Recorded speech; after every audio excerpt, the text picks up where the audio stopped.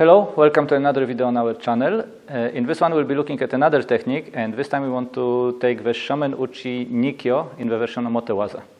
So this is one of the basic techniques, and we'll share with you how to do it.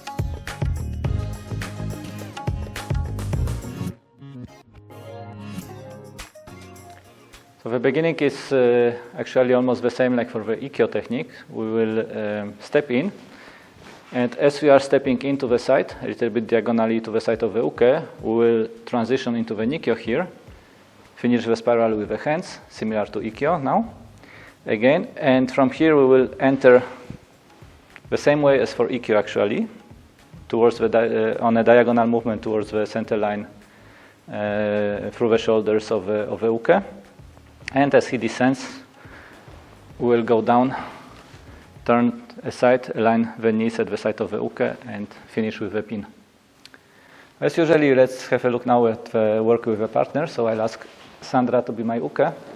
And Shomen'uchi normally, when we teach, especially at the lower level, like beginners, not advanced students, we would start with a basic version where actually, as I do the technique, I initiate the attack, the connection here. There are two reasons for this. One is because from the static attack, it's easier to learn the movements, the steps. I'm not under time pressure with an uke coming in already, and I need to receive the attack. At a more advanced level, then we can train with the kinonagara attacks, with the dynamic attacks, of course. But at the basic level, we would do rather kihon.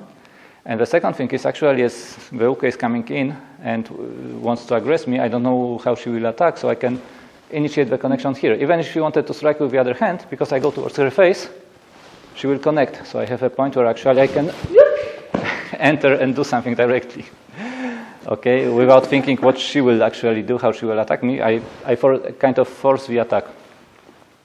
So, static version, kihon. And from here, of course, we'll go with a spiral almost like the Nikyo. So big step in front. As my elbow goes a bit down and I start cutting, uke's elbow will go up. And as uke's elbow goes up, it allows me to grab the elbow here from underneath. Okay, so I continue cutting, and at this position, at this place, I will transition the hand from Nikyo. So instead of grabbing the wrist for Nikyo here, I will transition into the Nikyo. And for this, there are two ways of doing it. One is I use my thumb and the other fingers like a hook, so I go around the wrist, I hook the wrist here, and I get the Nikyo.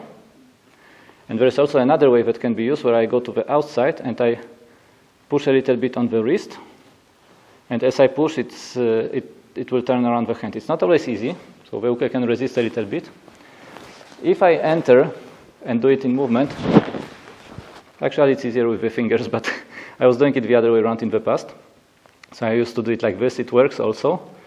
And when you get around the wrist here, you just press. And as you press, there is a natural movement of the hand of the uke going around with this pressure. Okay? But the one that I use more often now is actually going around with the thumb and the fingers. Once I have this, I will do a second little spiral. So the Nikyo is one spiral, right? When we do Nikyo, we have one big spiral and we grab. Okay, for the Nikyo, we have kind of two spirals. We have the first one where we grab the wrist, go a little bit up. Now, I want to connect into the center line of the uke, and a nice way to imagine is that I want to direct her fingers, her pinky finger, towards the nose. Okay, so it's like I want to touch her nose. And from here I can do the second spiral, which brings her down. Extend, turn the hips to take the balance. Move forward. And as she touches the tatami with the shoulders, I can also go down. Position one knee next to the body, the other knee next to the head. Watch out for the hair sometimes with the uke, be nice. And then I position the hand here inside of my shoulder. Grab my gi on the other shoulder to close this. Bring the elbow here, go around the elbow, bring it close to my body. And now I'm actually moving my body to apply the pin. And the pin is sinking down, kind of bringing the shoulder of the uke into the tatami, sinking down, and then leaning towards the head if needed and as much as needed. And of course, if the uke taps, stop.